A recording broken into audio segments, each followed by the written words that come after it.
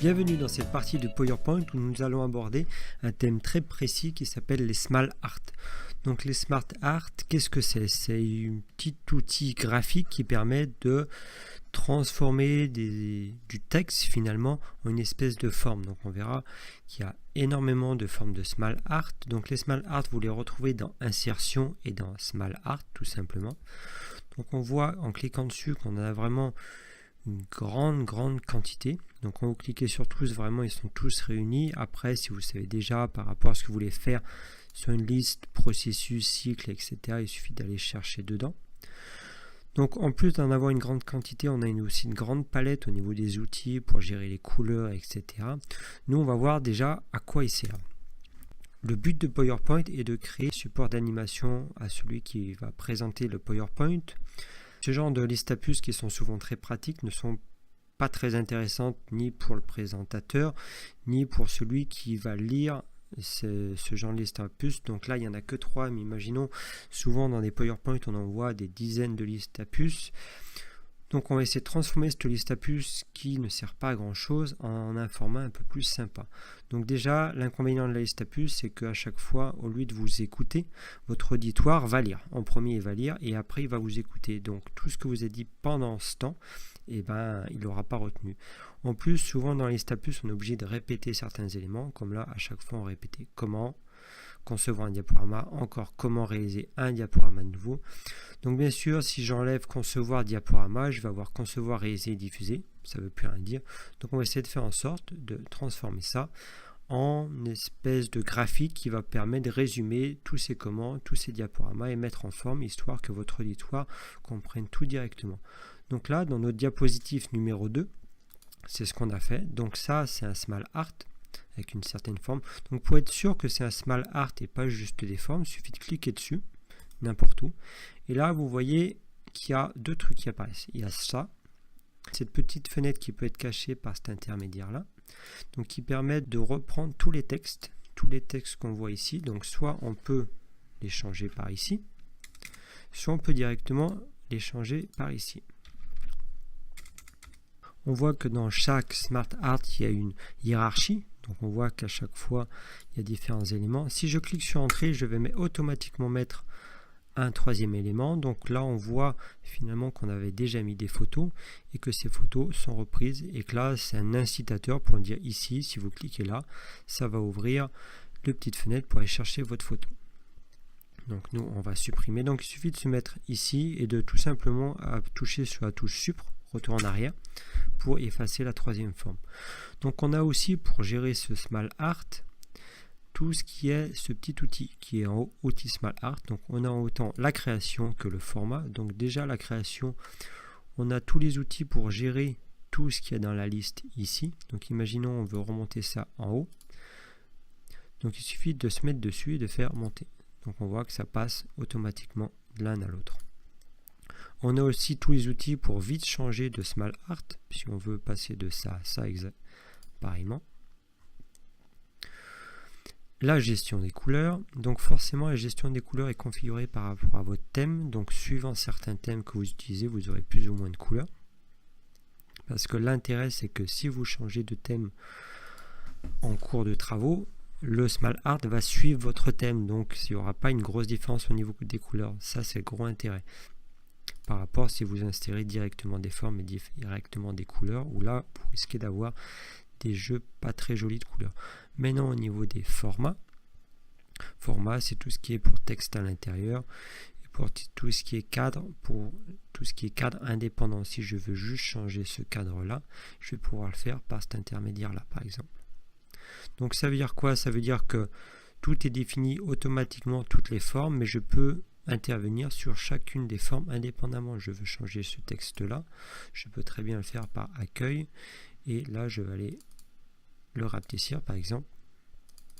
Donc après essayez de faire en sorte que votre Small Art corresponde sans trop avoir à trop toucher, parce que comme j'ai dit tout à l'heure, si vous changez de thème, ça va tout changer.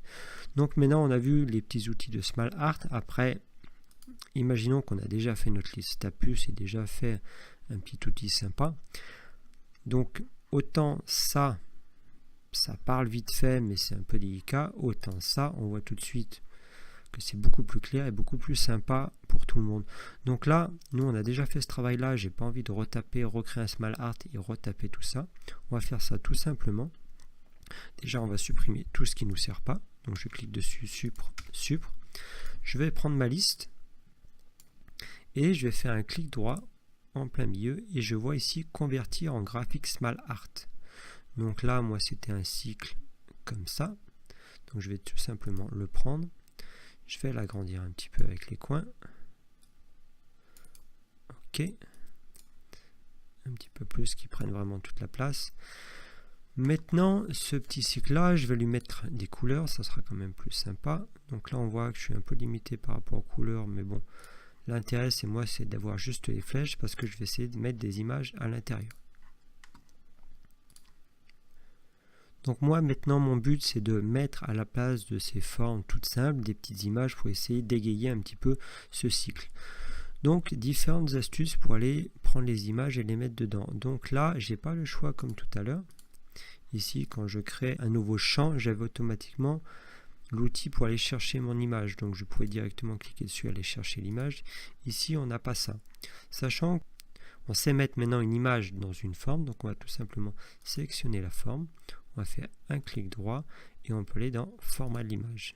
Et là, justement, on va pouvoir remplir, comme on avait vu, avec des images ou des textures. Donc maintenant, le problème, c'est qu'il va falloir importer ces images-là. Donc le problème, c'est que les images, je ne les ai pas dans mon diaporama. Donc je vais être obligé d'aller les importer. Donc là, une petite astuce pour aller importer des images, je vais directement aller sur Internet et taper, par exemple, nuage. Je vais aller dans l'outil image et j'aimerais ce nuage-là, la partie de ce nuage-là. Donc au lieu d'aller chercher avec la capture d'écran comme on avait vu avec PowerPoint, on va faire une deuxième manipulation. Et c'est un outil que vous avez sur tous les Windows qui s'appelle l'outil capture. Vous l'avez ici, donc il suffit que je sélectionne finalement et il va m'apparaître une nouvelle fenêtre. Là, il suffit que j'aille faire nouveau. Donc on voit que tout se grise et là il suffit qu'avec mon petit curseur j'aille dessiner finalement l'image, juste l'emplacement que je veux. Donc je vais juste prendre celle-là. Donc là l'image est enregistrée dans le presse-papier mais pas sur mon ordinateur. Donc si j'éteins mon ordinateur, l'image disparaît. Donc mais peu importe, moi j'ai pas besoin de l'enregistrer sur mon ordinateur. Donc je vais juste me mettre là et je vais faire un CTRL V. Donc là j'ai mon image. Et je vais maintenant pouvoir la mettre dedans. Donc là, il suffit de faire CTRL-C, je sélectionne ma forme, ça on l'a déjà vu précédemment, et remplir avec image ou texture, et je fais presse-papier. Maintenant, je peux supprimer cette image-là, vu que je suis sûr qu'elle est dedans. Après, une autre manipulation, si j'ai toutes mes images, je peux aussi enregistrer toutes mes images, comme ça je suis sûr que je les ai. Maintenant, on va toutes les importer d'un coup. Alors, j'ai regroupé toutes mes images dans un seul fichier, qui est celui-là. Donc au lieu de m'embêter à toutes les importer avec l'insertion d'images, ici je vais directement toutes les prendre et je vais les envoyer comme ça. Donc elles se sont toutes mises en superposition, mais peu importe. Je vais tous les redispatcher. Donc celle-là, je l'avais déjà supprimée. Celle-là, c'est pour mettre un petit dessin en haut. Donc on va tout de suite s'en occuper. Donc celle-ci, je vais la prendre. Je vais faire outil d'image, format, je suis déjà dans suppression de l'arrière-plan. Et je vais redessiner mon petit nuage pour avoir. Donc je marque les zones à conserver, un grand trait au milieu, et voici. J'ai mon petit nuage à côté, je le place là, CTRL-C, CTRL-V, et je le place de l'autre côté. Donc déjà j'ai ma diapo qui commence à s'améliorer. Donc précipitation, hop, précipitation c'est celle-là, CTRL-C, je me mets dedans, comme tout à l'heure. Donc vous voyez que ça va assez vite, finalement ça peut paraître long, mais en une petite minute on peut arriver à faire un rendu qui est très très sympa. Ruissellement, CTRL-C, je reprends pareil pour ma forme, presse-papier, et la dernière. Donc à chaque fois elle se met avec la dernière qui était présente. Donc, mais je vais reprendre presse-papier comme je l'avais copié, du coup elle va se remettre. Et voici. Donc vous voyez qu'en quelques clics et quelques petites astuces, on peut arriver à passer d'une liste à puces qui n'était pas très intéressante à une présentation qui est beaucoup plus intéressante et beaucoup plus fluide. Voici pour les Small Art.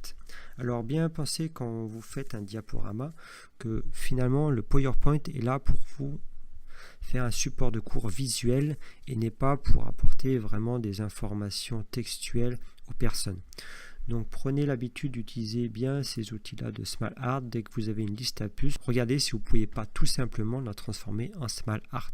Cette vidéo est maintenant terminée, je vous invite donc à passer à l'exercice suivant.